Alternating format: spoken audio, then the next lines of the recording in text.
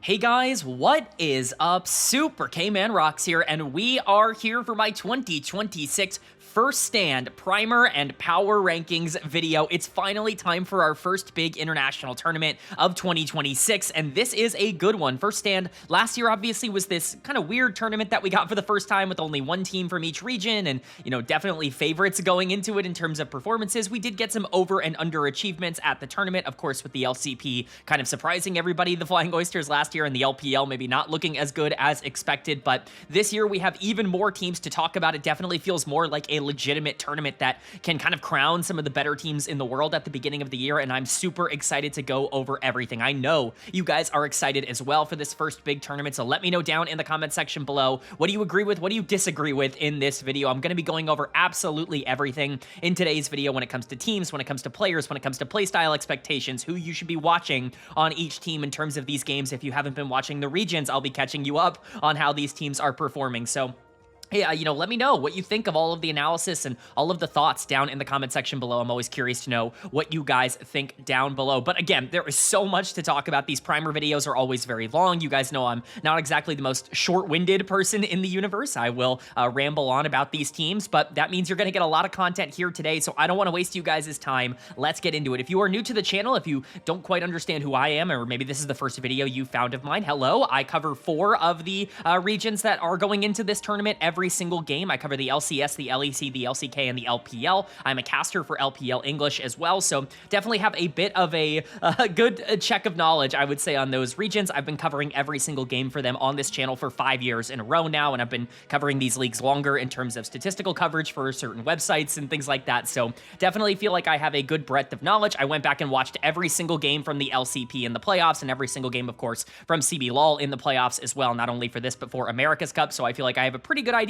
of those two regions as well. Maybe not as good of an idea, but definitely have done my homework and done my research on these teams. And what we're going to do in today's primer video is we're going to be ranking every single team from number 8 to number 1 in terms of where I project them to finish going into this tournament. Now, it's not going to always be as simple as, oh, a team's at number 5 and another team's at number 6. That means the number 5 team is always better. Typically, I'm going to try and separate these teams into tiers rather than just saying, number 5 is always better than number 6, because it's not quite that simple. Sometimes you can have two teams that are pretty similar in terms of expectation that maybe just, who's going to show up on the given day, that kind of thing. I think every single team in terms of where they're placed can be moved up or down around 2 rankings if you really feel comfortable or not comfortable with specifics on the team. But I'm not only ranking the teams, I'm also going to be ranking every single player within their own role, as well as giving them a grade from A+ down to C-.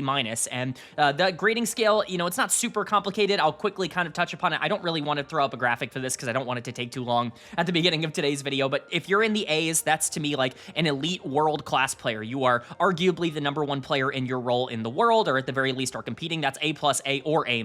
All of those players are going to be, players that are competing to be top 5 players in the world. It just really depends on how comfortable you feel with their performances at any given time. Plus, generally signals that I'm very comfortable that they're going to be there. A straight A or a B or anything like that is going to indicate that I feel, pretty solid that they're going to be in that range, but maybe they have a few more inconsistencies, and a minus would just indicate that they're a little bit more inconsistent than the other players in their tier. But the A tier is all going to be kind of clumped together. Same thing for the B tier, who are very good players you feel comfortable starting at an international tournament, but maybe have a couple of flaws, or, could be outplayed in terms of mechanics by the best players in the world. And then once you start getting to C's, like C+ or C, that's usually where I start to be like, okay, these are players that I think have the upside to perform better than where they're at, but maybe have, some things that lead me to believe that they're maybe not going to be the strongest players at this tournament. We'll talk about individuals more than we'll talk about grades, but again, every single player will not only be graded, but also ranked. Any player with the same grade as another player can be swapped very easily. In fact, you could probably raise a player up or down 1 or 2 grades,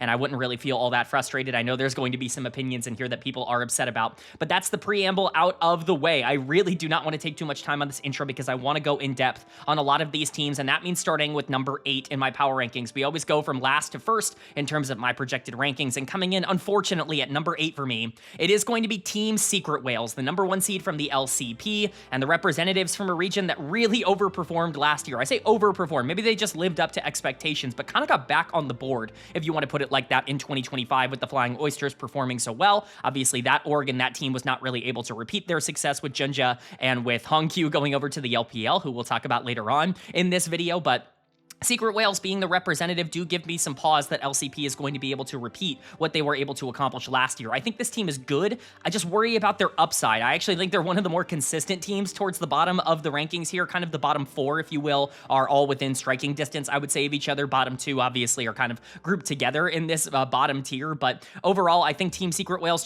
they're the high floor, low ceiling type of team that I think theoretically could perform well, but I just worry they don't have the top end talent to really be able to dominate at first stand. Kind of quickly going over what you're seeing on the screen. Of course, the team name at the top, the region they're representing right below them. All 5 of the starting players, or at the very least the projected starting players, are going to be shown here from top to support in order. You can see their 3 most played champions below each of them. That's just going to indicate kind of the play style that they want to go towards. And then next to their names, it's going to be all of the info you need. The number, in like Pun's case, it's going to be 8/C+. The number inside that parentheses is going to be where I rank them from number 1 to number 8 in their own position. And then, of course, the grade for the player is going to be right next to them. So we can go ahead and go over Secret Whales here. Their lineup is, of course, looking like Pun in the top lane, Histo in the jungle, Dire in the mid lane, Eddie at AD carry, and BA at support. I think the grades are a bit disingenuous on this team because I do think they are better as a group. They're more than the sum of their parts. They are better as a team than they are individually, but I do think there are some concerns in terms of individual talent. That's not to say I don't think they have good players on this team. I think one of the biggest assets you have going into this tournament is that I think you have a really good jungler in Histo, who I think is very clearly like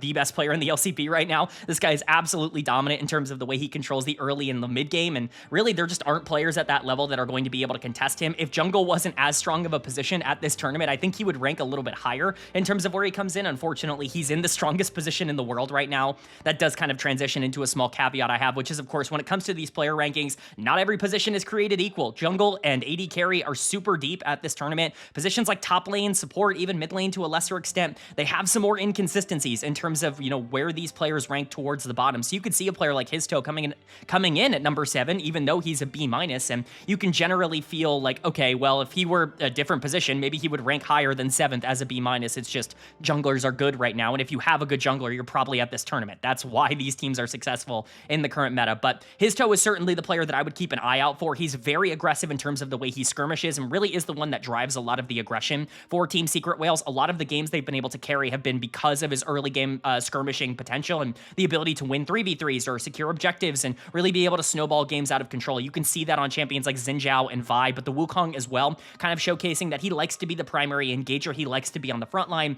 and lead the charge for Secret Whales. He is the best player on this team. I don't really think there's a big doubt about that. The only question I have for Histo is he going to be good enough to be able to be like mechanically better than a lot of the Western junglers? Because I think that's really where it comes into effect. We'll talk a bit more about the format at the end of the video, because the format is kind of unfortunate. It's not really a round robin or anything like that. It's just, these 8 teams are split into 2 groups of 4 who will play a double elimination tournament. And so you really only have to beat the teams that are in front of you to get to that next round. And unfortunately for Secret Whales, that means they're going to have to go up against teams that, have some pretty good junglers. Can Histo be better than, a player like Skewmond, who he's going to have to try and deal with? That is going to be the major question. I think they have very different play styles, and I think you can be encouraged that Histo is so aggressive, but he is definitely the main character of Secret Whales, at least from my perspective. I think the other part of this team that does at least bring some upside and excitement is the bot lane for me. Eddie is really a hard player to try and analyze. I think AD carry at this tournament is incredibly strong. Eddie would not come in last at most tournaments in terms of just where he's at. I just think AD carries have played really well across the beginning of this year, especially the ones who have made it to first stand. But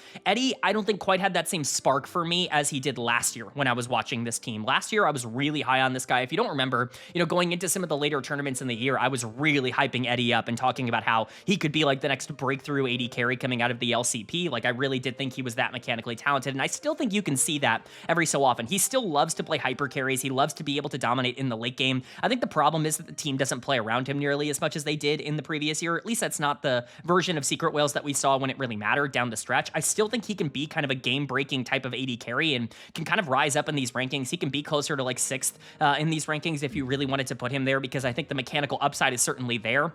I just don't know if he's going to perform like that at this tournament. And I think part of that is BA for me, who I just really wasn't that impressed by in terms of watching the tape. Maybe I'm like underrating this guy. I know a lot of people really like BA and he's been around a long time. He's made multiple international tournaments, but he was just fine in terms of the angles that he was looking for me. One of the reasons that I think BA comes in at 8th and not 7th is because I generally just think that Secret Whales is the weakest bot lane at the tournament. Not that I think they're bad. I just think their consistency in the 2v2 is not always there because they don't really play for it. I think part of that is BA just not being a great 2v2 player right now in terms of the way that they look in the early game. I think Histo has to do a lot of the heavy lifting in terms of being able to generate resources for that side of the map. They do scale games out of control relatively quickly, and that's where I think Eddie and BA can really, be successful at this tournament. If you can get those mid-game skirmishes going, if you can play off of an aggressive jungle and aggressive mid lane that we'll talk about in just a second, then I think you can move around the map. But Eddie and BA, I think, have this upside and this potential to be better than this ranking. I just don't think it's necessarily shown itself so far in 2026. You can see the glimpses of them being the kind of bot lane that can overperform at an international tournament like this, be better than some of the Western bot laners that are here. But for now, I have to rank them, just near the bottom, just based off of their playoff performance, quite frankly. Dire comes in at number 7 for me in terms of mid laners. I don't feel that great about Dire. The bottom of the mid lane rankings is kind of concerning for me at this tournament. We'll talk about that a bit more with our number 7 team that we talk about in just a second. I think he's fine, but he's definitely more of a supportive piece on this team. And this is something I talked about last year as well. I just don't think Dire's mechanics are all that good. I think he is a smart player that understands where he needs to be. And that's why I think he functions really well on champions like Galio and champions like Ryze, because he can kind of have these freer laning phases that he can then use to skirmish in the mid game alongside Histo. And that's definitely the identity of Secret Whales. They're not trying to enable Dire to be able to 1v9 carry these games, but I do think that a lot of the top tier mid laners at this tournament, and specifically, you're going into someone like Caps in that round 1 matchup, I think that is a scary matchup overall for Dire. I think he's an okay player. Again, I think there's a weaker mid laner at this tournament. He's the only other player on this team that doesn't come in last in their role. That's not because I think Dire is better than Eddie or even BA or even Pun on the top side. It's more so just because I think mid lane is a bit of a weaker position overall, and his skill set I think at least gives him some sort of value, even if I think his mechanics are a little bit lacking. Pun on the top side as well, kind of the lesser of the two intriguing options here for Secret Whales. He has really won this starting job over Hero, who was the player that I was really going to bat for last year. Hero reminds me so much of the Shy in terms of the way he plays, and he's kind of getting the Shy treatment as well, where teams just don't want to commit to him being the full-time starting top laner for them. Pun has really been the one that this team has relied on throughout a lot of the playoffs, and for the most part, that was a correct decision. He's much more stable in the 1v1, and he's willing to kind of pick early in a lot of these draft phases, which I don't think you always get out of these more aggressive top laners. I think he offers a lot more flexibility to the team as a whole. He's a solid enough laner. He's somebody who will go down in resources if he's in a bad matchup, but if he's in a good matchup, he can actually be in a pretty good spot. I don't think he's necessarily a big plus or a big minus. Top lane's not very good at this tournament. I think there's an off chance that Pun can actually do some interesting things for this team here, because I think he is decently good mechanically. He just isn't the one that they play for the most part, and top lane generally is just not that kind of role. This team kind of centers around Histo in terms of the way that they want to play the game. Histo was incredible for this team in the playoffs. If they can get Eddie going down on the bottom side, if they can use that pressure from Dire, if he's going to be playing these more macro threats to get their AD carry and their jungler into spots where they can take over games, they're good enough and talented enough from a mechanics perspective to take over. They're just not really one of those teams that's oh, they're going to blitz you and destroy you. They're, I don't want to say the least interesting of the teams at the bottom of first stand, but in terms of play style, there's just less to talk about for them than there is for other teams. They played a very standard, modern version of League, something that really fits into the current meta, and they've been able to capitalize on that. Do I think that they're good enough to be able to take down a lot of the other teams they're going to be going into? Right now, I wouldn't project them to be, but again, I don't think they're all that far off from the Western teams, and I think they definitely have earned their spot here at this tournament. Then moving on to number 7 in my power rankings, and this is a team I'm quietly very excited about for a couple of different reasons. It's Loud, the number 1 representative from the CB LOL, the champions of the CB LOL at the beginning of the year, and I really like this team. I don't know if I like them quite as much as maybe some other analysts are going to. I think that there's a lot of bias going towards CB LOL right now because of the results in America's Cup, and while I do think there's a lot to take away from that tournament, that's not the reason why I'm excited on Loud. I had these rankings finalized before America's Cup even ended in terms of where where I had a lot of these teams. I just think they have such exciting players, and to me, I think their upside is higher than a team like Team Secret Whales. Their floor might be a little bit lower, and quite frankly, there's a good chance we don't really get a chance to see where either of these teams, you know, land in terms of facing each other at this tournament, but I really do like Loud, and I think there is some sort of upside here for them to like secretly be the third best team in their group if they are going to perform up to their own expectation, because the mechanics on this team are very, very for real, and if they can just start to elevate in one particular part of the map, then all of a sudden I think you're actually looking at a team that is pretty scary across the board, because there are two players on this team that quite frankly I really trust. Their lineup going into this tournament is looking like Shino in the top lane, Gen.G in the jungle, Envy in the mid lane, Bull at AD carry, and Redbert at support. Again, if I mispronounce anybody's name, let me know. I believe it's Shino on the top side. I believe that's how you end up pronouncing that. I've tried to glean as much as I can from the CBLL broadcast, but of course, you know, I'm always happy to be corrected in terms of pronunciations down in the comments section below. We have to start with him because quite frankly, he's awesome. He's super fun to watch. For a rookie, for him to be performing the way that he is with such aggression and confidence on matchups that aren't necessarily considered to be super skill intensive, it's really impressive. And I hate saying this because every single year it feels like I come into one of these videos and, you know, go like, oh, the ex-CBLOL top laner is going to impress people at this tournament. It just feels like every year I watch the CBLOL or I watch the LTA South or I watch Brazilian League of Legends, right? And I come away thinking, man, the top laners in this region are really good in comparison to a lot of the other regions I watch. I've just been so blown away by how good this kid is in terms of how he plays his laning phases and how aggressive he's able to generate his leads. Not only is he good in the early game, he's a really smart team fighter. He's like very quietly a well-rounded top laner that can do a lot. And I understand that there are going to be some CBLOL fans that are a little bit lower on him because he can have some poor performances. He can be decently inconsistent, but man, when it hits, it like really hits. The good games from Shino are very legit. And to me, from a mechanics perspective, he has a strong case to be made that he is the most mechanically talented player I've evaluated in the CBLOL, like just from a pure hands perspective in a long time. Like he really is that good. I'm not going to try and go out and say that this guy is a superstar, but he comes in as a B- for me, number 7 in my rankings. Spoiler alert, number 4 in my rankings is also a B-. Like top lane is not a good position at this tournament. There is like an off chance that this guy is like a top half top laner at the first stand tournament. I also think there's a world where he just runs down every single game that he's playing in, just kind of the nature of the aggressive playstyle that he opts into. But for a young player to already look this good and to be given so much responsibility, quite frankly, on this team to generate resources early, I think it's been really impressive the way he's been able to pay that off. So credit to Shino. Really excited to see him actually play at an international. I know obviously this is his first full split in tier 1, and so he's really getting a chance to kind of prove everything, but for him to already be here, I really hope he makes a good, you know, first impression here at first stand, because I've just been really excited about the tape that I've seen. The other player that I came away really feeling good about was Bull in the AD carry role in the bot lane. I think it's clear that he is just one of the better players in the CBLOL in terms of his baseline mechanics. I think he's asked to do a lot of weak siding for this team because they do want to play towards top side a little bit more than maybe some other teams. Not that they always do. They play towards bot lane as well. This is a decently, like, I would say flexible team in terms of where they want to put their resources in the early game, but Bull is just a very solid player. We've seen him obviously in the LCK have some good and some bad performances. He had that really big breakthrough on Kwangdong throughout the beginning of like the first part he got subbed in, you know, really kind of fell off and fell back down. Couldn't really find a starting spot for Bro last year with Hype. I'm sorry, I blanked on his name for a second, with Hype kind of being in his way on Bro last year, but he is a player that I think has come over to the CBLOL and really been able to utilize his consistency to generate leads. And, you know, we'll talk about Redbert in a second. I don't really think Redbert's like unbelievable as a support. I think he has some good things going for him. He's decently flexible. They can play a lot of different lane combinations, but the reason that Redbert comes in at number 7 is because I have similar grades on him and BA. And honestly, I just think that Bull is a better AD carry than Eddie right now in terms of the consistency that we've seen. I certainly think the floor is higher for Bull, and I think the spot lane actually is like quietly pretty good in the 2v2. The two players that you really should be looking out for, from my perspective, are Shino and Bull on this team in terms of generating the resources. And if Bull can get ahead, he is actually a decently good team fighter.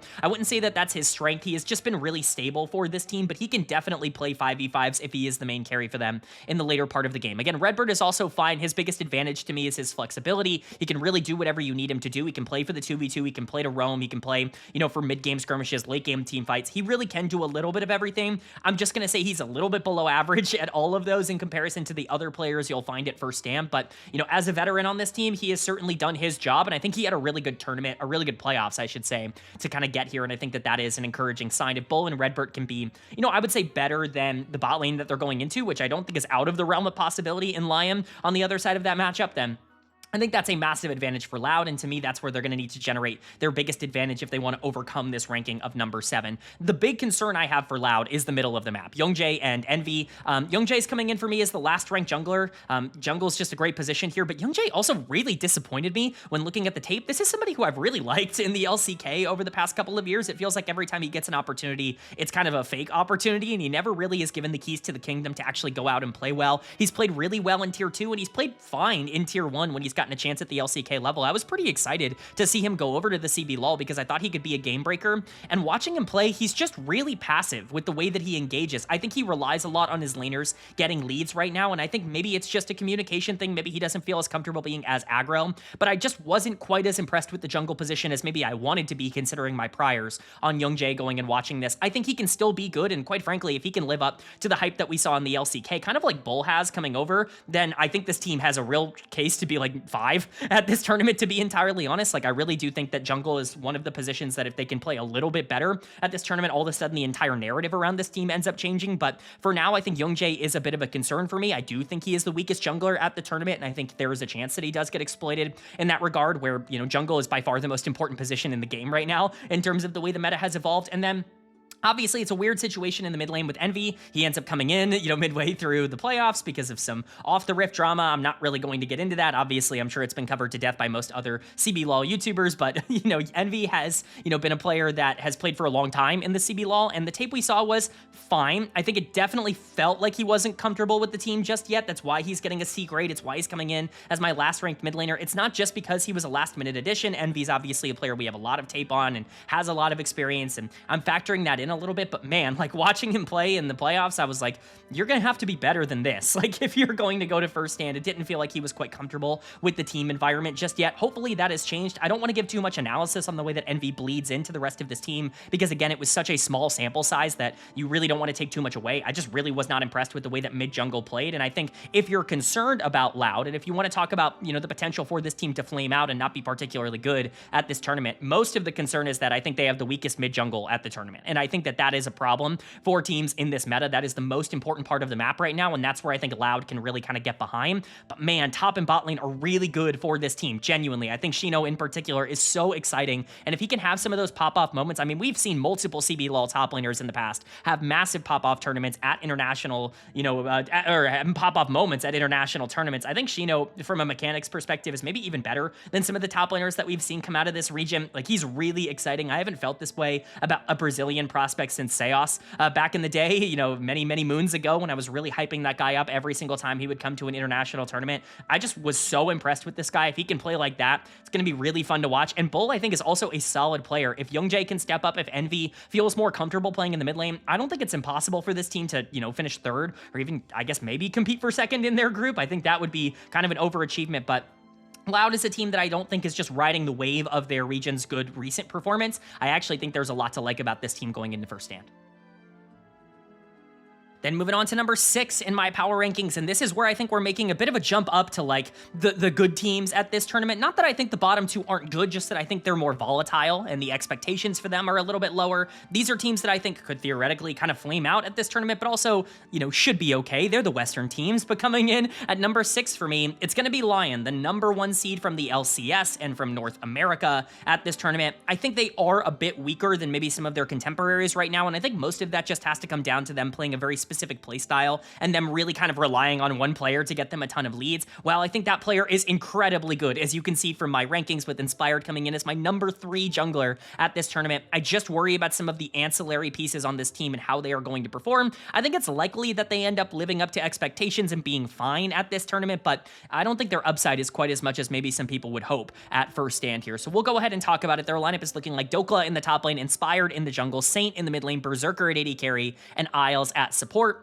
The conversation for this team kind of begins and ends with Inspired. He's obviously the main North American player right now. He has been the one who has dominated and run the region for many years, and once again, he's able to overcome what seems to be, you know, a lack of team consistency, at least towards the end of the year, win the league, and be able to represent the region internationally. I think Inspired has proven everything he needs to prove at this point. He is super flexible as a player. One of the things he does at a super high level is capitalize on mistakes. He is not somebody that lets a lead go to waste. I think that's something that gets really underrated about Inspired's game, because a lot of people look at him as a team fight type player, which he is. He definitely is a 5v5 player that can take over in that phase of the game. He's really good at skirmishes, but what he does better than almost any other jungler in the world, and I truly mean this, like watching a lot of tape, other junglers just don't do this nearly as efficiently, is like, let's say the enemy jungler makes a mistake and gets caught. Nobody in the world is like better at saying, okay, well now I'm going to perma invade them, take away resources, and bleed them dry. Inspired has a killer's mentality in terms of how he plays in North America, and he translates that to the international stage as well, and he has in a lot of other previous tournaments. He is just somebody that's not going to let a lead go to waste. You cannot really afford to go down in gold against Inspired because he will kind of strangle you out.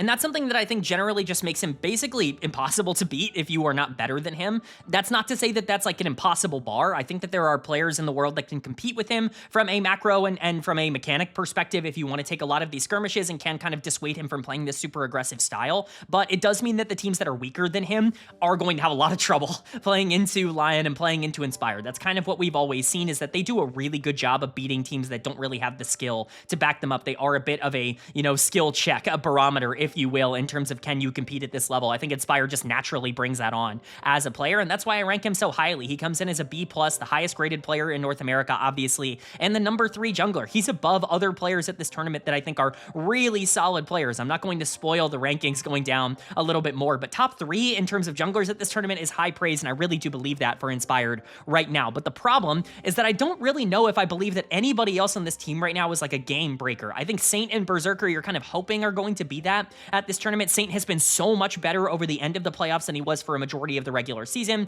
That's why he's coming in as a B and not a B- on this team. I think for most of this, split, most of this season, he was coming in as a B- or a C+ caliber player, but he was exceptionally good down the stretch, and I think there is a world where he performs like a B+ caliber mid laner if he can continue to generate massive leads for himself in the 1v1, but the big problem with Saint is that his problems are super consistent with what they were last year, and I think that means that I'm kind of expecting them to be more repeatable than maybe some people that are just like, oh, he's fixed his problems, he's not going to make these mistakes anymore because he wasn't making them in the lower bracket run that this team made to get to this tournament. I'm not quite as confident that it's just going to like click and disappear and go away in terms of where Saint's issues are. He's always going to be a player that makes mistakes on side waves, that gets caught in the mid to late game. That's what he was in the Challengers League, it's what he was last year for this LYON team, and obviously it's what he was at the beginning of the year. You just got to hide that a bit more because he was getting bigger leads in the 1v1, and I still think he should be good enough to be able to dominate a lot of the other mid laners that he naturally is going to be going into at this tournament. It's one of the big reasons why you would favor a team like LYON over a team like Loud that we just talked about, is because I think their mid jungle just feels so much more dominant in terms of the way they play the early game. But Saint's still decently exploitable. It's why he comes in as my number 6 mid laner. I think other mid laners at this tournament have definitely proven themselves to be more consistent across this year. Berserker's the other player that you're kind of hoping can step up. He also was much better towards the end of the playoff run. I think specifically you're looking at the lower bracket finals and grand finals where Berserker finally started to click in his head like, oh yeah, I'm like the best mechanical AD carry in the region. Why am I not playing super greedy and aggressive? That was something I was really critical of with him throughout a lot of the beginning of the year, is that he just wasn't greedy enough. He wasn't playing arrogantly enough. You have to be that guy if you are Berserker. When you think back to his time on Cloud9, the reason he was an MVP caliber player is he was so disrespectful with the trades that he was taking that he was generating leads that other players just weren't generating. And I think the moment he started doing that again towards the end of the playoffs, this team got better. And I think that helped Isles as well. Isles, a player that has always been somebody that's been more focused on the 2v2 rather than being a roamer. Isles to me was my finals MVP for the LCS. That was not a super popular opinion. I got some comments that disagreed with that. I'm going to stick by it. I really do think he was better in that series than people give him credit for, but look at the champion pool, man. It's Lulu, it's Karma, it's Seraphine, it's these 2v2 enchanters that want to be able to push the lane early. The identity is extremely clear for LYON on the bottom side of the map. You brought Isles in specifically to play these enchanters and to win early in the 2v2. If they're not going to be able to do that, things can get kind of difficult. Isles looks much worse if he's put on engagers. He's really not like an international caliber support when he has to play things like Alistair and Leona and Nautilus and these other champions that kind of have to roam a little bit more and play the map a little bit more successfully. I think that LYON can be targeted in that regard, and I think especially when you're looking later on in the tournament, there are going to be teams that just have a better bot lane, even if Isles is going to be playing some of the champions he's good at, and that is a concern. He comes in as a B- for me. He probably would have been a C+ if he didn't have a great finals, but I wanted to take the finals into account, still coming in as the weakest Western support at least outside of Loud and Secret Whales, to me, he comes in as like the weakest support of that group. So definitely very concerned about him. And then there's Big Dokes on the top side. You just really have no clue what you're going to get out of Big Dokes, again, on a game-to-game basis. His best games look phenomenal. His worst games look terrible. He's just a super inconsistent player. Add that to the list of inconsistencies here for LYON. I think he has the chance to really step up, big-time Dokes and, big money Dokes. I think definitely has shown in the past that he is a big game performer. He is somebody who rises to the occasion. We saw that at Worlds last year for 100 Thieves. We saw that at Worlds for Energy a couple of years ago as well. And so we know that this guy can play his best games when they matter the most. The question is, like, can he really take over games in the same kind of way that maybe some other top laners can? I talked about it a bit with Shino at this tournament, but like top lane is a position where if one of these guys just overperforms a little bit, like you can easily imagine basically anybody being a top half top laner at this tournament just because of the lack of consistency out of basically every single player in that role here. I think Dokla has the chance to be a top 4 or 5 top laner here, but I think it definitely depends on the form that he's in and how much attention gets put onto the top side. This guy's really bad at playing weak side, and I think that that is really exploitable for other teams. Oftentimes when Dokla is at his best, it's when he is left alone on the top side of the map and can just kind of do his own thing. And I think when you invest a lot of resources into him, he can kind of bleed them dry. That's always been an LCS top laner problem, and I think Dokla very much shares that. But again, with all of the positives we've said about LYON, I do believe they're better than the two teams we've talked about already. I think Inspired naturally will just bring them above, teams that they are better than mechanically, which I think we've already talked about. But I am worried about the rest of this team. It really is Inspired and then a bunch of question marks for me. Can Saint not get caught on side waves and be consistent? Can Berserker actually step up and dominate in the way that we saw him towards the end of the playoffs? Or is he just going to be more of a cog in the system like he was for a majority of the split? Isles and Dokla have like very clear mechanical problems when you're comparing them to international competition. This is not a guaranteed good team. I think that there is a chance that LYON ends up flaming out and being one of the weaker teams at the tournament, kind of like what we saw from Team Liquid at first stand last year. I'm just kind of betting against that right now. I think this team is good enough to be able to live up to their own expectations, maybe not good enough to get themselves out of the group though. But that's going to bring us to number 5 in my rankings, and this is the end of kind of the lower half, the end of the teams that I do not think will make it out of the group stage, and predictably, it is going to be G2 Esports coming in at number 5 for me, the number 1 seed from the LEC, and to me, the top of the teams that aren't from the LCK or the LPL, it definitely has felt like there was a bit of a difference in terms of the games in the LEC and the LCS and all of those regions as opposed to the LPL and the LCK across this year. The LPL's had its moments, and we'll talk about that for sure, but for G2, for me, I think they have more going for them than the other teams at this tournament, if only because I think their top end players are just so good. I don't think this team is consistent, but I think you can hope that there is something to grow from for G2, that they can start to get better because they did start to look better down the stretch. If they can get their ancillary players, if they can get Broken Blade, Hansama, Labrava, if those players can actually start living up to some of the potential that this team clearly had for them at the beginning of the year, we know that the middle of the map is going to be really good for G2, and I think that's more than I can say for a team like LYON that is coming in just below them in terms of these rankings. But let's go ahead and talk about it. Let's talk about this team. Their lineup is looking like Broken Blade in the top lane, Skumond in the jungle, Caps in the mid lane, Hansama at AD carry, and Labrava at support. It is really easy to talk about G2 and what they were in the regular season and in the playoffs. Obviously, their fortunes really ended up changing in the playoffs. This team was just barely over 500 in the regular season, kind of etching their way into playoffs as the number 7 seed out of 8 teams, which is not really what they wanted, and then they basically go undefeated, just absolutely decimate the playoffs and become your champions once again because G2 are inevitable. The two players that got them there are very clear. It's Skumond and Caps. The middle of this map was so freaking good. Even throughout the regular season, I was constantly hyping up these two and talking about how they were really putting G2 on their backs and how players like Broken Blade and Hansama and Labrava were just really bad in the regular season, and that's definitely something we'll continue to talk about here, as you can see with these rankings, but you can really not, worry about the middle of this map at this point. I'm not worried at all about the way that they're going to perform. Caps, for me, comes in as my number 3 mid laner at this tournament. He only comes in behind the big 2, and you know who the big 2 are, right? Like, I don't think I have to spell out who the big 2 mid laners at this tournament are, but Caps, I think, is number 3 for me in terms of the consistency that he has shown throughout this year. I'm not going to say he's a perfect player. Again, I hate using this comparison because it's just so tired. Like, everybody uses it and everybody talks about it when they talk about these, 2 players, but he really is baby Faker, especially modern Faker, in terms of the way he plays, where he's not really the most dominant 1v1 laner. He can generate leads and, get resources for himself if he's in good matchups and in positions where he feels comfortable, but really where he makes his big, advantages and where where he takes over games is side laning throughout a lot of the mid to late game, and then team fighting. That is where Caps is just utterly exceptional, finding angles that nobody else is able to see, generating small advantages over and over again throughout the late game that teams just can't really deal with. I think Caps has somehow become a bit underrated in terms of the way he's played the game, just because I don't think the lane stats are going to jump out at you as being like unbelievable. This guy has been unbelievable throughout this year up until this point, and he can do really anything you want him to do. Again, being such a consistent late game player means that he has a lot more options, I think, than a lot of the other players that are going to be playing at the mid lane role that I think can be a bit more inconsistent. So definitely don't feel bad or worried about Caps at this tournament. If anything, I'm probably a bit higher on Caps than maybe consensus is.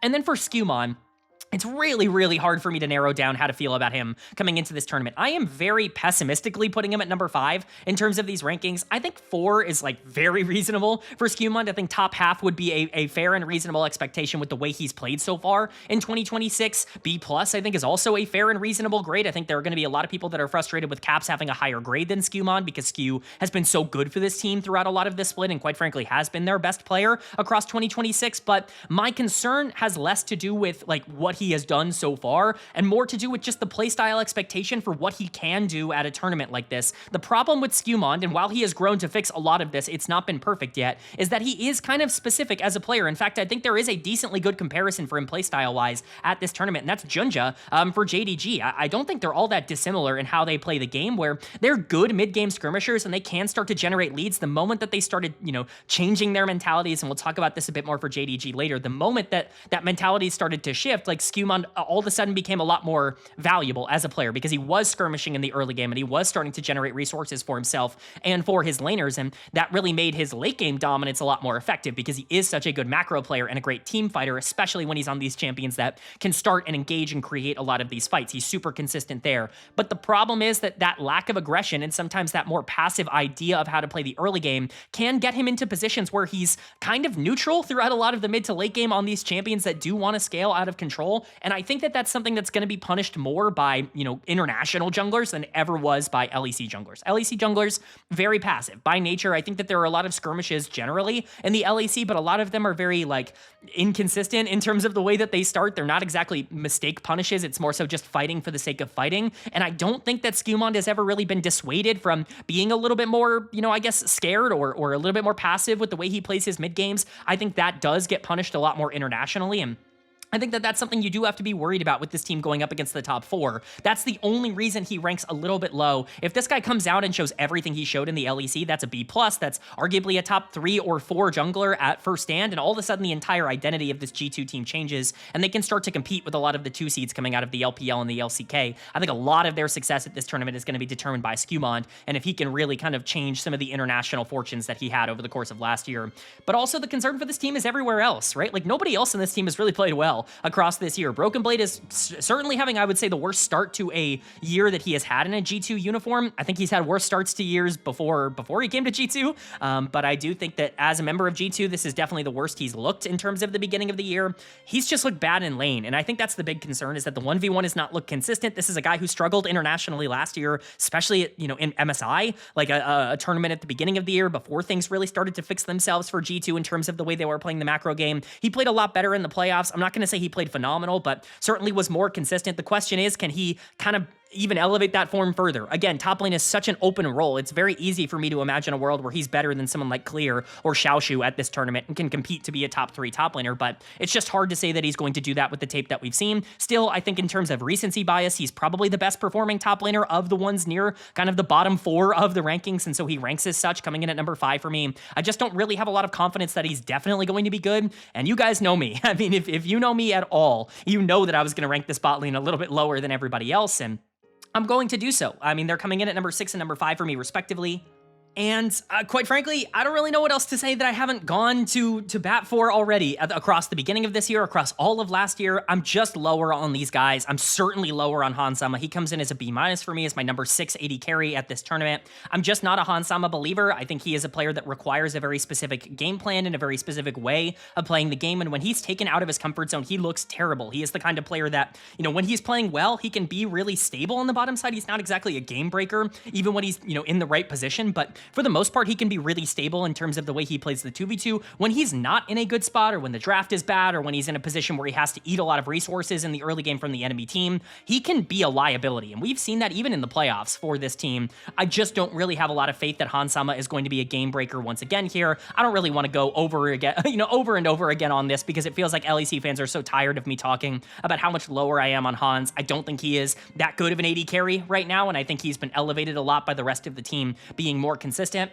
Labrov, another player that I think also isn't particularly great. He gets the same grade for me as Hansama, but because support is a weaker role in terms of AD carry, he actually comes in one spot higher at number 5, but don't get it twisted. I'm not like super sold on Labrov either. The big thing about him that ranks him above Isles for me is that he's more flexible with the way that he can play the game. Isles is very specific in the way he has to play the 2v2 down on the bot side, but Labrov, his best games look fantastic. When he finds great angles on Nico or on Bard, he can really be a big playmaker for this team. It's just the bad games that continue to look very bad. And I think the thing that I was really concerned about with this bot lane going into last year, and that I continue to really hammer home going into this year, is that they are anti-synergistic as a duo on the bot side. Hansama is always a player who's been better at playing from ahead, getting resources in the early game and utilizing that gold lead to skirmish a lot more in the mid game, because he's not really all that good at team fighting from neutral, at least in terms of consistency. Labrov is not a good laner. He is somebody who isn't really all that, focused on being able to generate leads for his AD carry in particular. He wants to play Nico and Bard, and he wants to move around the map and play with his jungler to open up the map a little bit more and to be more aggressive in the mid to late game. Still one of the better team fighting supports in the entire region for Europe, but again, not really a 2v2 player, which is what Hansama kind of wants. And I think we saw that inconsistency really come back to bite them in the regular season in particular. I still think this bot lane can be exploited, and I think they are going to be a bit of a weak link against the really good teams at this tournament, but the middle of this map is so good, and I imagine that you're going to get better performances out of some of these players at this tournament like we saw towards the end of the playoffs, to the point where I do believe they are the best Western team at first stand. Do I think they're leaps and bounds better than LYON, or even, I guess, Loud or Secret Whales or teams in the bottom 4? No, I don't think they're like leaps and bounds better. I think you can make an argument that LYON could be ranked ahead of them purely because I think maybe Inspired is the best player across these two teams, but G2 certainly feels more consistent. And I think if Skewmond kind of lives up to his tape, him and Caps are certainly the most dangerous duo coming out of any of these, bottom 4 teams. And I think that is likely going to be enough to carry them at least to being competitive across this entire tournament. But then moving on now to number 4 in my power rankings, and this is where I think things get a little bit spicier. I think, quite frankly, up until this point, we are kind of consensus with these rankings. I'm not sure if this is going to be consensus for everybody, but coming in at number 4 for me, it's BNK FearX, the number 2 seed from the LCK. And I understand that this is going to be, at the very least in some communities, a bit of a controversial ranking, and I kind of agree. It doesn't really feel correct to have this team at number 4, but the more I really thought about it, and the more that I kind of delved into what I think these teams are going to look like internationally, what I think, their games kind of represent, how I think that translates to playing against, international competition, I did get a bit more concerned about FearX. And quite frankly, I got concerned enough to move them down to number 4. They were at number 3 for me throughout a lot of this process, but there are just a couple of things that do give me a bit of pause. And I think these player rankings, while they might look terrible at the start, some people might look at these and say, like, how can you possibly rank Raptor as the number 6 jungler at this tournament? How can you rank Vikla at number 5 when he's been so good throughout a lot of this year? I understand that. Trust me, I believe you, and I understand where you're coming from. I think that these ranges are, especially true for FearX, but I really do think that this is a team that has some playstyle concerns when they talk about consistency, and I think their wins are great, but their losses are also terrible, and I think that that is a concern for me. So let's go ahead and talk about it. Their lineup is looking like Clear in the top lane, Raptor in the jungle, Vikla in the mid lane, Diablo at AD carry, and Kellen at support. The good of this team is very clear. Like, you can talk about what is going right for them very easily, because it's not just, but it is mostly Diablo and Kellen down on the bottom side here. And if you want to be optimistic about this team's potential performance at this tournament, you can say that Diablo is the second best AD carry. Kellen is arguably the second best support, the bare minimum top 3, at least in my opinion. I don't think that's really all that arguable in terms of the performances that they've had across this year and really across last year as well. You can talk about how good this bot lane is and say that that's going to elevate them to potentially making the finals of First Stand. And I think that that is kind of a reasonable thing to maybe say. I don't think they're really all that far off from being like a top 2 caliber team because of how good this bot lane is, and we can talk about the good with them first. Diablo is the most aggressive AD carry in the world that's able to get the results that he's able to get. There are maybe other ADCs that are more aggressive, just pound for pound in terms of their mentality, but none of them are able to succeed nearly as well as Diablo is. I think part of that is getting paired up with Kellen, who has been phenomenal as somebody who's been able to facilitate Diablo's aggressiveness, but also Diablo's mechanics and his ability to play out early and mid-game skirmishes. It's just some of the best in the entire world. Again, he comes in as the number 280 carry for me at this tournament, only behind the person you probably know is number 1, which we'll talk about later on in the video. But Diablo to me is better than Viper. He's better than Gala. Like, I would take him over any LPL 80 carry right now in terms of the performances he's put out. The only concern that I have with Diablo as a player, and the reason that I am a little bit more concerned about FearX, is not only is he like the most important player to this team and the player that needs to succeed, but also we've seen him that when he loses, like when things don't quite go his way, they go bad. Like they go really bad. He was awful in both of the series against Gen.G in the playoffs. He looked completely outclassed and completely outmaneuvered. Like, to be entirely frank, like he was arguably the worst player on the Rift in both of those series, and that's just not good. Like, that is a scary notion for me when you are going up against other, best team in the world contenders here from other regions, is that this team does rely on Diablo a ton. They do rely on Kellen a ton. And while I think these guys are excellent, and I think on their best day, they can absolutely outperform and outplay a lot of those other, players and teams, I think it's also generally reasonable for me to expect Diablo to maybe have more struggles than others might predict, at least coming out of the LCK. We have seen him perform really well against T1 and D+ Kia, and I would say those are comparable to a lot of the teams that you would want to see them beat at this tournament, like a BLG or like a JDG over from the LPL. I just have to see it happen for Diablo because, again, the lasting memory of him in those big series was him getting absolutely destroyed by Gen.G, like looking completely outclassed on that level. I still think he's very good, but he's going to have to be better than B+ in order, I think, to get this team to top 3, at least in my opinion. And then you've got Kellen at the number 3 support for me. I think Kellen has been like the secret best player on this team all year long. Diablo is rightfully getting a lot of the credit, but to me, Kellen is the anchor that really pushes everything forward. I've been talking about that for a year on this channel when it comes to BNK FearX, the fact that I think Kellen doesn't get the respect and the credit he deserves for how good this team can be and how consistent they are. His laning is unbelievable. It really is some of the best in the entire world in terms of his ability to generate resources for his AD carry, but he's also probably the best macro support in the world right now, at least in terms of consistency and the effectiveness with which he's able to play the mid game. He is just always in the right place at the right time. It's clear that whatever organization, whatever team he goes to ends up getting better macro-wise for having him on the team versus like not having him. We saw that with D+ Kia for many years when they would bench him and immediately get worse macro-wise. He's come over here to FearX and they've become one of the better macro teams in the world. Kellen is really important, and to me, him and Diablo have nearly identical grades. I think Diablo is obviously more talented in terms of what he can do from a mechanics perspective, and he's just going to carry more games because of the way that this team is set up. But Kellen, I think, is the reason Diablo is able to get there more consistently, but they rely on these two guys to be able to generate tempo in the mid game for them to have as consistent of a presence as they want. And part of that does go to the ranking here that I think is going to make the most amount of people upset, and that's Raptor in the jungle. I like Raptor. Don't get me wrong. I've actually been going to bat for Raptor for many years when FearX was kind of just a mid to lower mid-table team in the LCK and people weren't hyping them up all that much. I was always kind of in Raptor's corner talking about how it's frustrating that Willer isn't in the league, but Raptor is basically Willer, right? And I think we saw this split. He's significantly better than that. The growth that he has had over the course of the end of last year to now, it's really impressive stuff. Like, he is absolutely playing the best he's ever played throughout his entire career. He played phenomenal in the playoffs, and he is a big reason, probably the biggest reason why this team is at this tournament. My thing about Raptor that concerns me in terms of international play is that the truth about his playstyle is that it really is all or nothing. He is a feast or famine jungler, like, to the T, and some of that has been cleaned up, but a lot of it just was feast in the playoffs, right? Like, you can say, like, oh, okay, he feasted a lot in the playoffs, but if that famine comes out at all, the inconsistency is definitely still there. The floor is still really low for Raptor, and we saw that a bit in the regular season when he had to face Gen.G and T1 in those matchups, and he just got completely outplayed in those games. And I get that those are two really good teams, and he was able to out-jungle Owner in the most important series that this team played to be able to get themselves, into, upper bracket finals in the playoffs. So, that's obviously a fantastic performance. He was much better than Lucid in their matchup against D+ Kia in lower bracket finals as well. Like, Raptor had a great playoff run, but if there is one of the top junglers here that I think I'm most concerned about potentially underperforming, Raptor might be near the top of that list for me. I think the only thing that you can say is, like, if you wanted him around number 4 through 6 in the jungle have, like, the same grades for me. I'm going to spoil it a bit. We've already seen one, Skewmon coming in at number 5. Gen.G is going to come in at number 4 for me. Bit of a spoiler there. I think if you wanted Raptor at number 4 in terms of these rankings, I do kind of understand. I think Raptor maybe has the best, most recent tape of those 3 players. I just, again, worry about how that playstyle works going going into what is likely going to be either a really aggressive team that's just better in terms of mechanics with BLG, or alternatively, potentially something like a Gen.G on the other side of the matchup that Raptor really struggled with. Like, I just think it's a hard tournament for Raptor to really showcase what he's good at. I think in a regular season, he'll obviously have a lot of chances to be able to showcase his skill and his talent.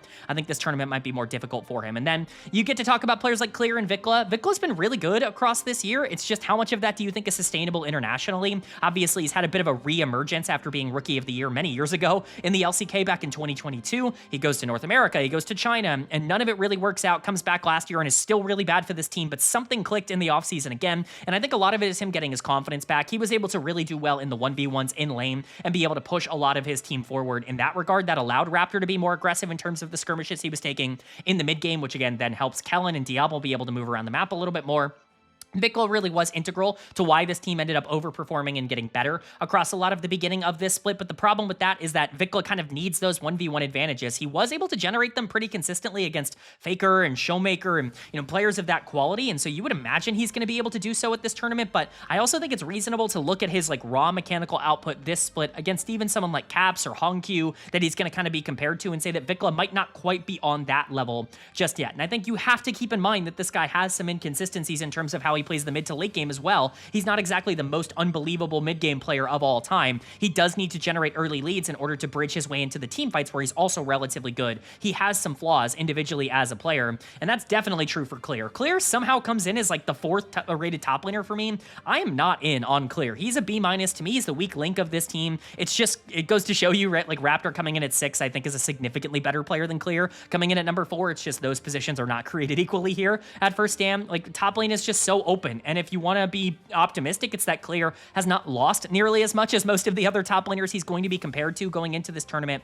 I just don't think he has the skill set to really dominate at a tournament like this. Maybe I'm wrong. Maybe he's just straight up better than players like Xiaoshu that, we'll talk about a bit later. But right now, I'm not really expecting that to be the case. I think one of the big reasons why FearX comes in at number 4 for me instead of at number 3 is I really do think that of the top 4 teams, which I think are all kind of a separate tier from anybody below them at this tournament, I think they have the weakest top laner, I think they have the weakest jungler, and I think they have the weakest mid laner, which I don't think is a really good recipe for success right now in this current meta. I think their bot lane is incredibly good, but Clear just has been hidden a lot of the year on the top side. It's going to be a little bit harder to hide him at this tournament, although I guess if you can do it against T1, you can probably do it against like J.D.G or any team like that if they ever get the chance to even play them with the way that this format exists. But overall, don't be surprised if FearX maybe struggles a bit more than people expect at this tournament. LCK has had really high-level play throughout a lot of this year, but FearX is very specific in the way that they operate, and if you can take away that bot lane priority, and if Raptors' Feast or Famine plays don't necessarily work out in the same kind of way that maybe they did in the playoffs, they're going to be more susceptible to bad games than maybe some of the other teams in that top 4. Still, I think their potential, their upside is higher than maybe even any other team besides Gen.G at this tournament. There is a real case that they are top 2, that they make the finals. I'm certainly not discounting that. I think they maybe have a better chance of making top 2 than the team I have at number 3. I just think they have a better chance of also flaming out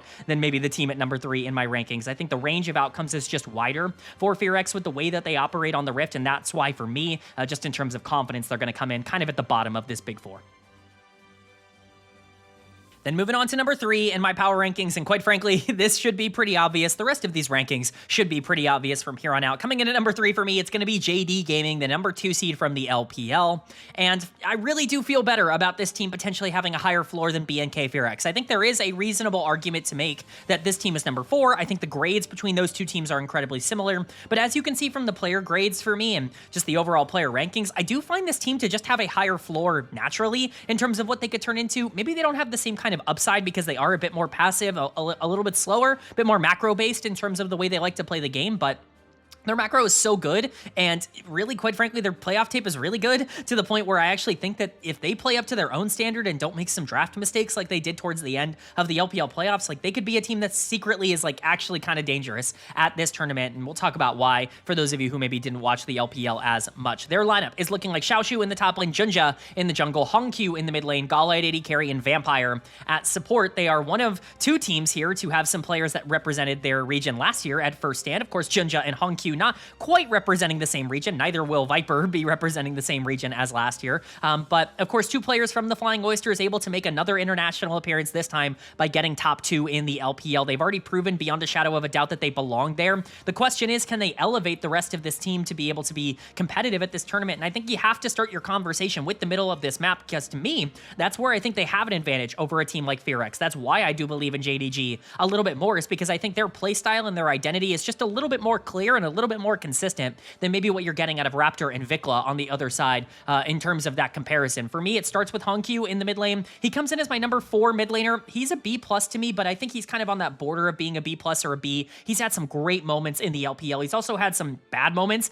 He has like a compilation's worth of solo kills on Knight this split, and Knight has been unbelievable, and it just goes to show that in the right matchup, in the right 1v1, Hongq can just be an absolute menace. He can take over games in ways that other mid laners can't with his mechanical ceiling, as I talked about kind of coming into the year. But at the same time, we have seen some of the negatives creep through, some of that, mistakes, I guess like mental mistakes, some of those mental mistakes that we were concerned about on CFO a year ago kind of permeating their way into the LPL. I think Hongq was a very integral part of this team, and quite frankly, it's a reason why I have this team at number 3 and not number 4, is I really just believe in Hongq's talent. This is a guy who really stepped up at big international tournaments last year, both at First Stand and at Worlds when that team was playing there. He was still very good at MSI as well. I just think those 2 tournaments in particular, Hongq had some really fantastic performances, and I'm kind of expecting him to do that again. Again, the number 4 ranking is not supposed to be like disrespectful to anybody else. I think that this is right around where Hongq kind of comes in naturally in terms of his skill as a player, and I think if he can get on these things that affect the game macro-wise, things like Talia, Ahri, Ryze, as we can see towards the bottom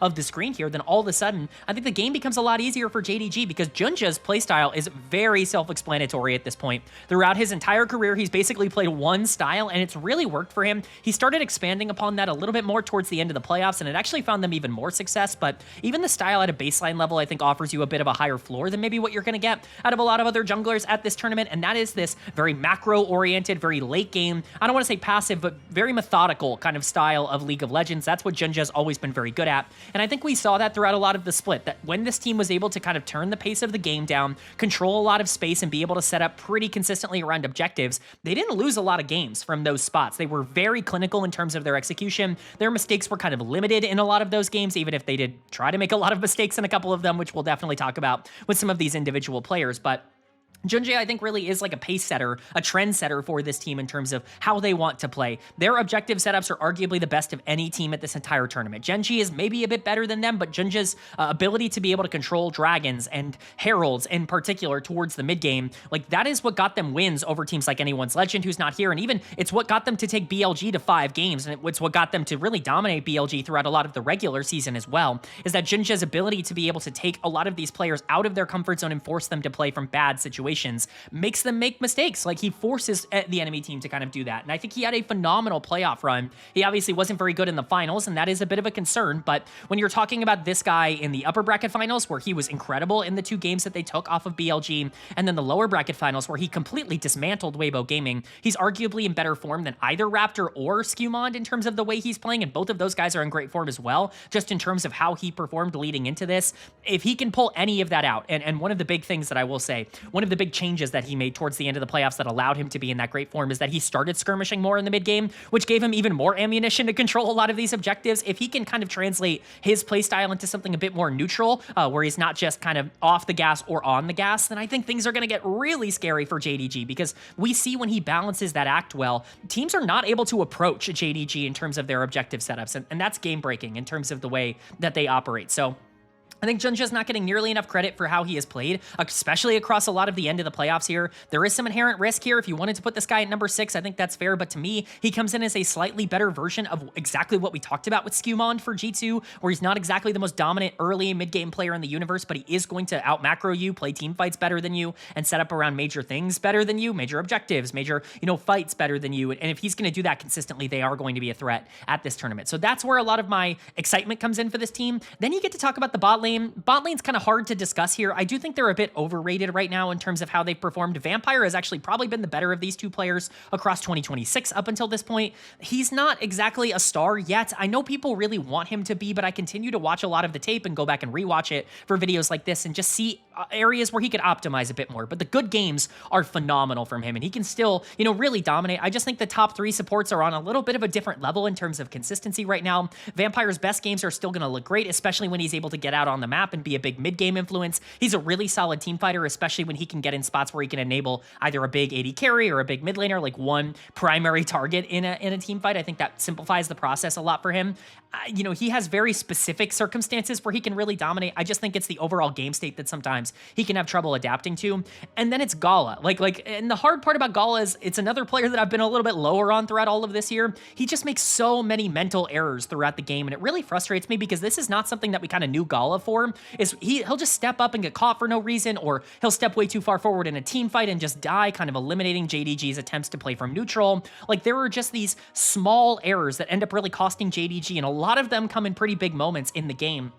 You have to hope that he can start eliminating those because they've really actually been a problem for JDG. They were a problem for Invictus Gaming last year, especially throughout the middle of the year as well. So, you know, Gala definitely has his issues, but when they work, like his and Vampire's laning, like their 2v2 stats are some of the best of any bot lane at this entire tournament. Again, the upside is clearly there. If you can start to eliminate some of the positioning mistakes coming out from both of these players, specifically from Gala in the mid to late game, JDG's bot lane has been really good at taking losing matchups, going neutral, and then being better in a lot of the mid game fights. So that's kind of what you're hoping for there. And then people are going to be really surprised by Xiaoshu coming in as my number 3 top laner here. He was my vote for all pro in the regular season for Group Ascend, for all of the LPL, or I guess the top teams in the LPL. I think he was the best top laner in the regular season. Now he kind of got exposed by Bin in the finals, who absolutely obliterated him. But my thing about Xiaoshu is that I just think he's kind of feast or famine in terms of the way he plays top laners. And when it comes to that, like typically I would punish a player for that. He has the same grade as somebody like Raptor would for me in the jungle for BNK FearX, but top lane is such a weak position at this tournament that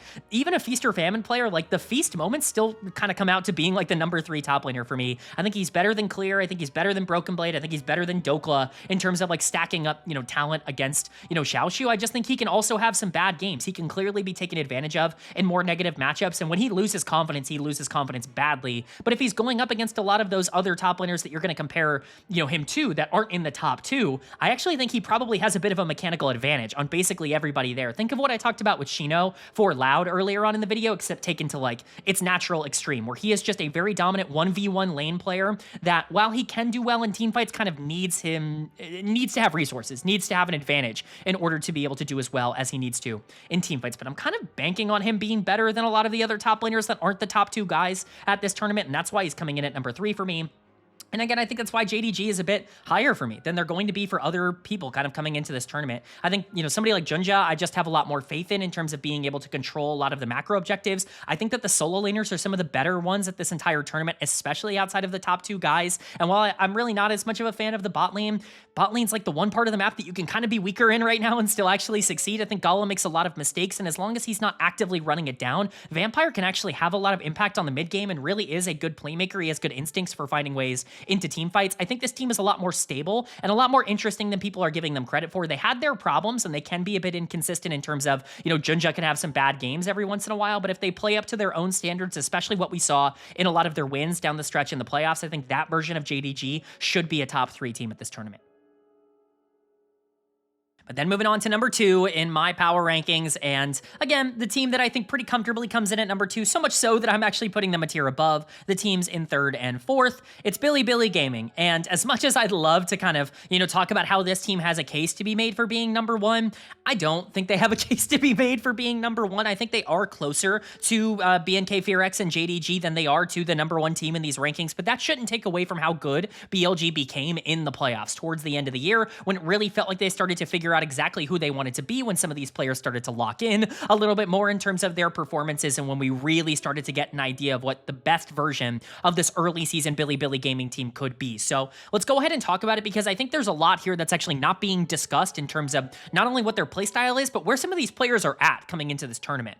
BLG's lineup, of course, going into first stand is looking like Bin in the top lane, Shun in the jungle, Knight in the mid lane, Viper at AD carry, and On at support. There is a lot to like about the way this team is playing, mostly because I think a lot of these players have started to play their best league of the year over the course of the end of this split. Not to say that they were bad before that, but this team had some off-the-rift problems. For those of you who don't keep up with the LPL, Bin kind of got yelled at by the coaching staff. He walked out for a couple of hours. They had this whole thing where it felt like they might have needed a new top laner because he might have been walking out of the team. And ever since then, this team has kind of been unstoppable. Like whatever happened with Bin coming back and making an apology and everybody getting over it has really elevated what Bilibili have been on the Rift. And obviously this conversation kind of starts and ends with Knight in the mid lane. You know, I think people generally look at Knight as somebody who's been very good, but maybe not like that top 1 or 2 guy over the past couple of years. I've disagreed with that. I think Knight has pretty clearly been the second best player in the world over the past couple of years, but I'm serious. If you have not watched the LPL at the beginning of this year, this might be the best Knight has ever looked. Like it is actually astounding how well this guy is playing right now in terms of basically every matchup on the planet. Like the Azir is obviously a little bit of a meme for Knight that he's not particularly good at that champion, but everything else he has been so utterly dominant on that it's almost laughable that I can't consider him the best player in the world, because Chovy is just on that level right now that he has to come as number 2 in his position as an A+ player, if only because Chovy has been that good. But I'm serious. I value Knight higher right now than I have in the last couple of years when this guy has been dominating the LPL and going to World Finals in 2024, winning MSI in 2023. Like all of those years, I think Knight was phenomenal. He's in better form now than I think he was in at any point there. Like, that's how dominant this guy has been in and out of lane. And that goes to show where BLG have really been at, because they were losing games even with Knight in that form. And we'll talk a bit about, you know, where that improvement has come from. But I don't think you can understate just how good he has been at the beginning of this year. Not only the clear MVP for me in the LPL, but somebody that I think has actively been able to elevate every player around him into a more consistent spot. His ability to win lane, move around the map, win skirmishes, play team fights perfectly. There's no weakness in his game. He's been incredibly unselfish with a lot of his resources throughout a lot of this year, willing to give a lot of that over to players like Shun and Bin on the top side rather than taking it for himself. It's just an optimal scenario. We know Knight really wanted to play with Shun in the offseason, and clearly that's working out because he has been very, very willing to take on whatever role this team needs from him and absolutely dominate in that particular role. So don't get concerned about Knight. He is the one player on this team that you can feel comfortable being like arguably the best player in the world.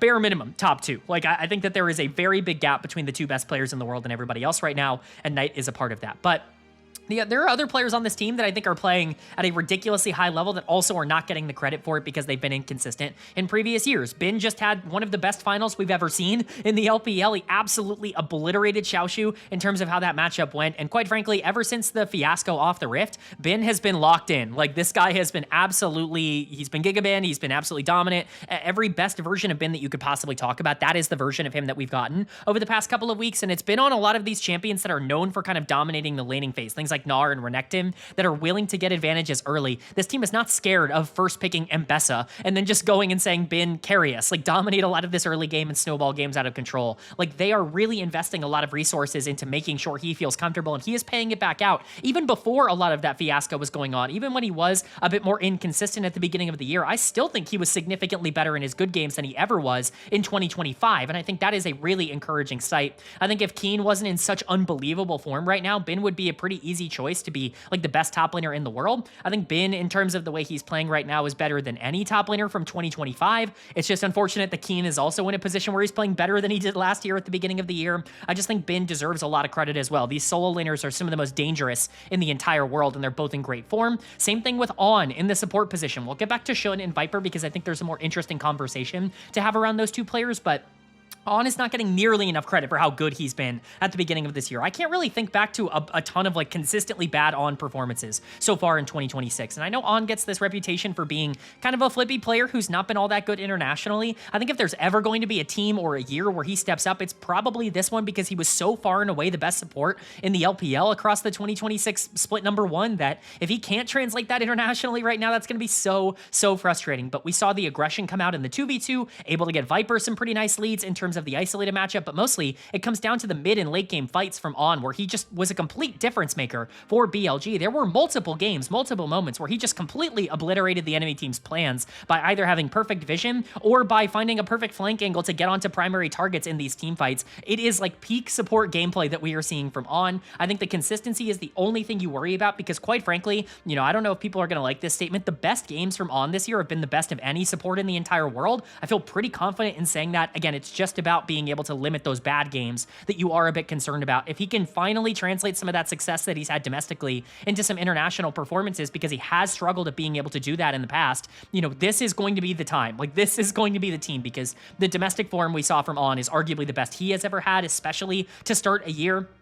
And then you've got LYON and Viper, and I think this is where the conversation does get a little bit more specific. Viper is not in great form right now in terms of what you would expect. He is obviously the one returning first stand champion from last year on Hanwha Life Esports, now representing Bilibili Gaming. He has really been the weak link of this team throughout a lot of the beginning of the year. There were multiple games at the beginning of the split where he was kind of running it down for his team, where he wasn't playing particularly consistent. That was concerning, and then we got into the playoffs, and he kind of became more of a non-factor. I'm not going to say he was bad, because he wasn't running it down. He wasn't losing games for the team, but he really is like weak side AD carry right now for them, because On wants to move around the map and create a lot more for LYON and for Knight in particular in the mid lane, and Viper has kind of taken a backseat role in that regard. I think that's fine for BLG. Viper is adept at being able to play weak side if he needs to. He's just not the superstar AD carry that you might remember if you've only watched him the past couple of years in the LCK. He's taken a very different role on this Bilibili Gaming team, and I think, you know, for me, that comes in as the number 3 AD carry at this tournament. He comes in ranked below Diablo for me. I don't think he's been better than Diablo at the beginning of this year, and quite frankly, I don't think if he was given the keys to the kingdom for BLG, he would be better than Diablo. I think he had a lot of struggling moments when he was given a lot of opportunity to kind of carry at the beginning of the year. That being said, if he's going to play more of a weak side role to allow On to move, I think that's going to be better for BLG, and that's kind of what I expect this team to do, as they did in the finals. Just kind of leave him isolated in a 1v2 where they can get resources elsewhere on the other side of the map. And part of that is because of LYON. LYON is a really hard player to kind of evaluate because he really has like one thing that he does, and we've said that about a lot of junglers at this tournament. You know, Gen.G is obviously much more macro-based. He wants to set up around objectives and play for team fights. You have someone like Raptor, who is very aggressive in terms of the way he wants to skirmish with 2v2 or 3v3s in the jungle, especially around like 11 minutes into the game. LYON is like the snap engager. I think if you want like a title to call LYON and like the kind of an archetype to put him into, I think snap engager is the closest you can possibly get. This guy is playing Pantheon, he's playing Xin Zhao, he's playing Vi, he's playing Qiyana, and he is waiting for someone to walk up, and then he's flash ulting them and hoping that his team can win the fight from there. The biggest advantage I can give BLG is that they are not afraid to pull the trigger if they see someone out of position, or if they see a way that they can start a fight or start a skirmish that other teams maybe haven't set up for. They are more willing to pull the trigger on that than any other team in the entire world, and it's really worked for them. Sometimes those plays don't work out. Sometimes you pull the trigger and either you mistime the ultimate or the rest of your team's not in a position to follow up and things can go awry. But I think generally being more active on the map is going to be better for the team as a whole. And I think we've seen that from LYON, that the more he's been willing to just be like, okay, I'm flashing in and ulting, like follow up on this, the more they've been able to just win skirmishes, even from negative positions. That's the thing about BLG. They're very rarely down in gold in the LPL because they're so good mechanically. Knight, Bin, even Viper, like they're all so good at generating leads individually in their 1v1 or 2v2s because they're so, you know, talented individually that they're very rarely going into the mid game with gold deficits. But even when they do go into the mid game with gold deficits, they're very good at being able to pull gold back from just being more active, being more I guess, aggressive with the way that they want to start fights. This is not the most macro-oriented team. In fact, I think they're probably weaker macro-wise than either J2G or BNK FearX, the two teams below them, but their mechanics are so good, and their decisiveness is probably the highest in the entire world. That kind of stuff is able to elevate a team that might not be the best at choosing the fights. If you commit to an okay fight, that's going to be better than not committing to a great fight, right? Like, you are always going to win more if you commit as 5, and I think that is the strength of this BLG team. I think they're kind of working as a unit right now. They're very talented mechanically. They get a lot of early game leads. You have to watch out for them. Do I think they're a real threat to win this tournament, even as the number 2 team? Right now, it's hard to imagine that because Gen.G are just so dominant. We'll talk about them, you know, in the number 1 spot, but BLG are definitely the closest it's going to get. And with their form at the end of the playoffs, I think it's reasonable to assume that this team is still going to perform incredibly well here. But that's going to bring us to number 1 in my power rankings, and come on, I mean, you knew who number 1 was before you clicked on the video. You probably should have at least. I'm not going to buck the trend at all here. It's Gen.G at number 1, the number 1 seed from LCK, the team that has been basically unbeatable at the beginning of this year. They have dropped very few games. They have looked utterly dominant. I mean, every single player on this team might be the best player in their role in the world right now. There is no reason to believe that they should do anything other than dominate at this tournament. I can't guarantee that they're going to succeed because, quite frankly, I say this every single year, anybody can lose any tournament. Like, that's just the way that League of Legends goes. I'm not going to sit here and say anybody can win any tournament. I don't think that's necessarily true, but certainly anybody can lose any tournament, and that's just the way that things are. But the way that Gen.G is playing right now, how could you say anything other than that they are massive favorites? Like, you would give them an 80% chance to win first stand, and that's a ridiculous number in comparison to what you would normally give at a tournament like this. And that's because look at the number 1s across the board. They're number 1 in every role for me coming into this, and that's not just in terms of first stand. That might be in terms of every team in the entire world. Their roster, their lineup is looking like Keen in the top lane, Canyon in the jungle, Chovy in the mid lane, Ruler at AD carry, and Duro at support. It's A's across the board except for Chovy, who is an A+ in the mid lane. There's really no reason to talk about these guys in any order other than from top to support because every single one of them is the best in their entire position. We'll start with Keen on the top side because boy, do I want to talk about Keen. If there is one player who is close to getting an A+ on this other than Chovy and Knight, it's Keen, who is almost certainly the 3rd best player in the world right now in terms of the way he's playing.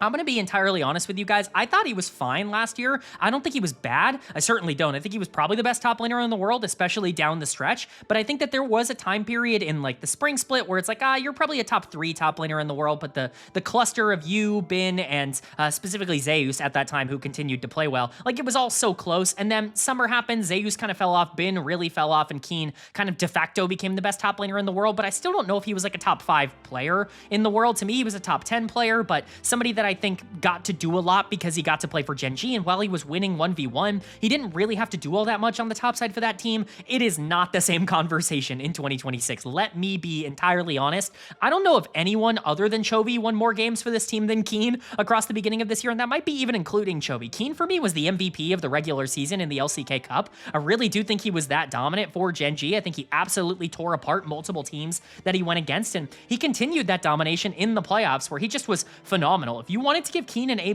because you were kind of accounting for the fact that he was so good in the regular season, I think he's kind of played like an A+ top laner across a lot of this year. The only reason I limit my A+s and why I really only give them out to 1 or 2 players is because I think you kind of have to be at that level for like bare minimum like 2 or 3 years in a row for me to be like, oh, you're A+, you're like a top 1 or 2 player in the world. I think Keen is the 3rd best player in the world right now, and if you really wanted to die on the hill of giving him an A+, I think that's fair. His most played champion, or at least tied for his most played champion this split, is Zehen. He has like a 37 KDA on Zehen, and it's his most played champion across this year. It's just ridiculous what this guy has been able to do on the top side. He has destroyed people, and you know, the LCK top laners are really good. Like, it's not like top laners are, you know, unbelievably better at this tournament. He might even have an easier time dominating at first stand than he did in the LCK, and that should go to show you just where this guy is at. Then you've got Canyon in the jungle. I think any sort of like negatives that Canyon had coming out of last year, because everybody was so willing to pile onto Canyon at the end of last year, any negatives you had for him they've kind of been erased, I think, with his play at the beginning of this year. He's been phenomenal at the start of 2026. Everything I was hyping him up to be, you know, I continue to die on the hill that the people who were kind of shitting on Canyon were just doing so because they wanted to find a flaw in Gen.G. They didn't really actually have a lot of negatives to say about him. I think he made some negative plays, if you will, but like, what jungler last year didn't? What jungler would you put above Canyon in terms of inconsistencies? I saw a lot of people saying, oh, Tarzan was better. You're going to tell me that Tarzan made less mistakes than Canyon last year? That is the sign of someone who never watched the LPL. Like, I want to be entirely frank with that. Canyon continues to be the best jungler in the world, and I think he's been even better across 2026 than he was across 2025. The Wukong has looked great, in particular as an easy way to find engages, but he fits this meta so well because he's constantly looking to skirmish in the mid game, and he's such an agile teamfight engager. He can find multiple ways to get inside in fights and really be able to create a lot of chaos. He's just really perfect for the way that the game is,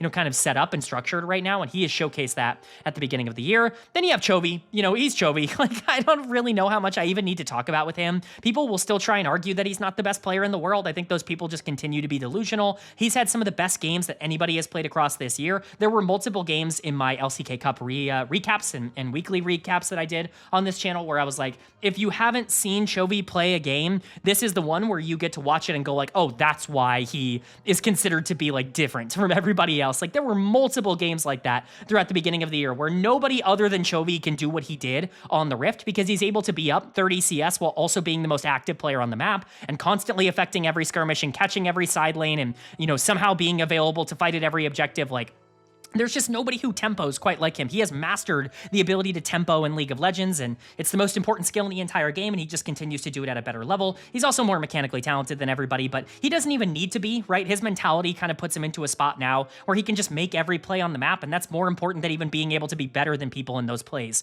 on the map. So credit to Chovy. I mean, he's an A+. He's the best player in the world. I feel bad for Knight because in most years I would be like, Knight's actually a contender for best player in the world, but Chovy is just so much better than everybody else that it's kind of hard to even put anybody in that conversation. And then you have Ruler and Duro on the bottom side. If anyone had questions about Duro and whether or not he could repeat his fantastic first year for Gen.G, boy, has he repeated it at the beginning of this year. He's been dominant in terms of the way he's played the mid game. His 2v2 ability is really strong. This team has been very willing to pick him a lot of playmakers that can find their way into mid game fights alongside Canyon at the beginning of the year. That's been a really adept role for him. And then Ruler has just become kind of the quadra kill king, unfortunately for him. He's constantly in these positions where he's picking up 3 or 4 kills at the end of every single game. It's really funny. You can hear him on player cams. I can almost hear him in the back of my mind right now calling for Penta after getting 1 kill in a team fight, but that's just the kind of confidence that Ruler is playing with right now. He genuinely views every single team fight as a place for him to pop off and get a Penta kill, and it doesn't matter what champion he's playing, he can do it on literally everybody. He's been given a lot of weak side champions like Jhin and even like a Varus throughout a lot of the beginning of this year, and still has been able to dominate in team fights, and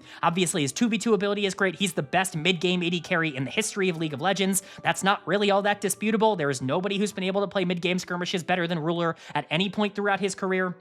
This team is just unstoppable from a player perspective, and they've shown it on the Rift up until this point. I'm not going to promise success for Gen.G because no one can be promised success. I will repeat what I said. Nobody is immune. Like, nobody is guaranteed to not lose a tournament, right? Like, that's just the way it goes, right? Anybody can lose a tournament. We've seen that from Gen.G at Worlds many, many times, but anything other than Gen.G being like a full tier and a half above every other team in the world right now just feels disingenuous. I actually believe they're just that much better than every other team that they're playing against. We saw it in the LCK. We saw it against everybody they faced. At most, in those best of fives, they were dropping 1 game, and those were games that they felt pretty lackadaisical in. When they were locked in and actually trying, they trounced even like BNK FearX or, D plus Kia, any other team that they faced in the playoffs. They didn't look even remotely, contested throughout any point in the playoffs. I think you absolutely have to look at this team as, the best that we've seen from a winter split team, and if they can close it off here with a first stand, championship, it will just be another trophy at the beginning of the year added to Gen.G's case.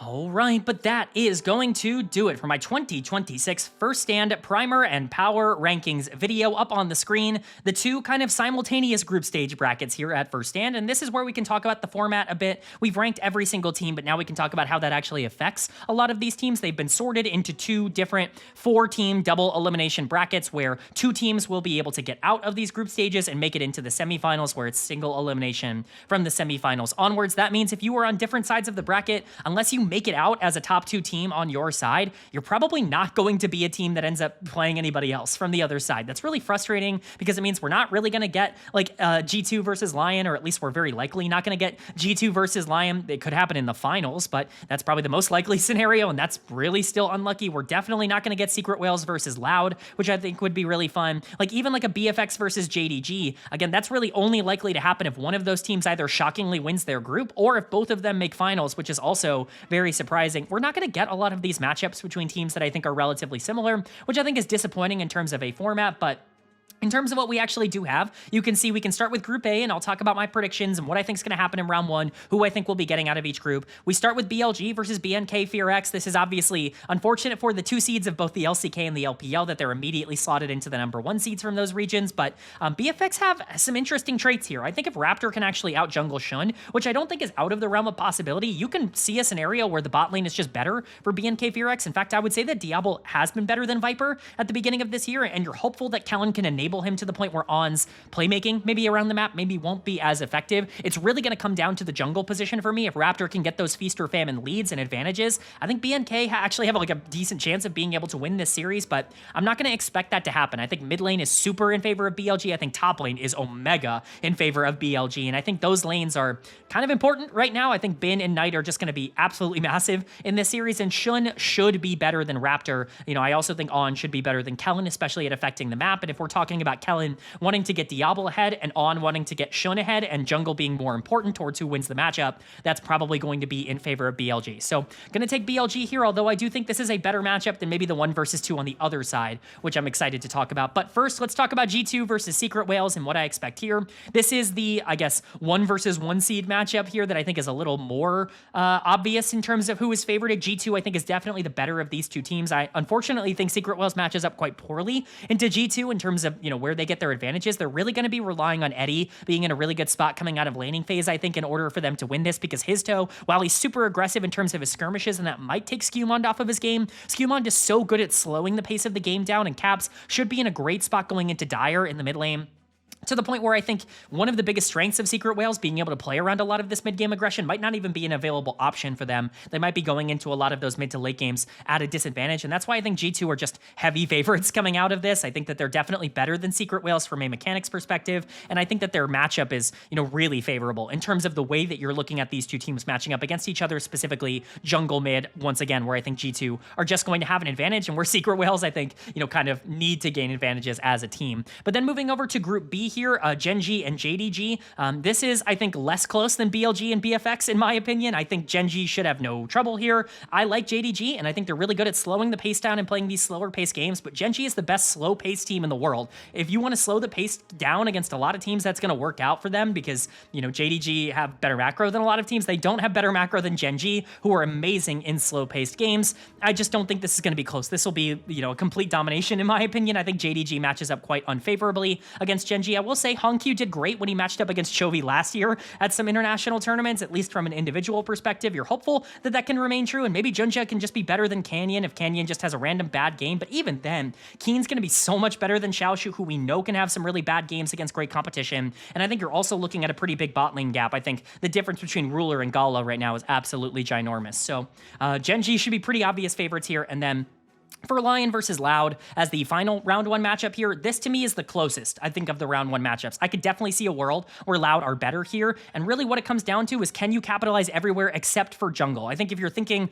about LYON being massive favorites, it's because it's Inspired versus Youngjae, which is a massive advantage, I think, over to LYON. I think they're in a much better spot when you look at jungle. I think if Youngjae goes for his traditional, you know, aggressive engages and doesn't have them work out, he could be taken out of the game really fast from a player like Inspired. He kind of eats the playstyle of Youngjae for lunch in terms of the way that he likes to play the game. It's like a perfect matchup for him, so I would imagine that's a bit of a negative. And then I imagine Saint's going to get rolling quite a bit in this series against Envy. Maybe that doesn't end up being the case. Like, I think it's possible that this mid lane matchup is more neutral than maybe we're expecting, but I think isolated in the 1v1, you would imagine LYON has a pretty big advantage here. Even if I wouldn't say they have an advantage top lane or bot lane, if Shino can be better than Dokla, which I certainly don't think is out of the realm of possibility, I would say Shino is better mechanically than Dokla is, especially in the 1v1. I think that's an avenue where they could play. You know, I don't think Bull is all that far off from being like what Berserker was. And again, the bot lane in general for Loud might not get completely destroyed here, but I would say generally that middle of the map is so favored for LYON, the most important part of the game, that I think they will be able to take it. So ultimately, I have no upsets predicted. I think it will be BLG, G2, Gen.G, and LYON picking up their wins. But as you know from the power rankings, I do think it will be the LPL and the LCK teams making it out. I think the closest conversation we have is G2 potentially making it out over BNK FearX, but I think that FearX has a good matchup into G2 if we do get into that qualification matchup. But let me know if you agree or disagree with those takes down in the comment section below. Do you think I'm, you know, right for maybe going with the grain and kind of favoring the same teams everybody else does? Or do you think there's going to be some upsets here at first stand that maybe I'm not predicting? This is kind of a tournament structure that is very adverse to upsets because a lot of the teams that are going to be close in terms of the standings are on other sides of the group against each other. We don't get BNK FearX versus JDG. We don't get G2 versus LYON, so not really a lot to preview there. Let me know if you think there might be upsets that actually happen, or if you do think these teams are separated in a way where these results might be kind of expected, and who do you think will be making top 4? But with that out of the way, that's going to do it for today's video. I do hope you guys enjoyed. If you did, leave a like. It really does mean a lot to me. Lets me know you guys are enjoying the content, and it does help get this video out to a lot more people. which I'm always very appreciative of. If you're new here, hit the subscribe button. We're going to be covering every single game of First Stand on this channel. We're going to be going in depth, game by game, breaking down everything you need to know about how this tournament goes on. And of course, we'll be covering all of these leagues as they come out of First Stand going into split number 2 throughout the rest of the year. So if you want a comprehensive overview of everything going on in LOL Esports, this is the place for it. Hit subscribe and hit that bell so you can be notified when those videos do go live. But with all that being said, I hope you all are having a great day. I hope you continue to have a great day, and I will see you all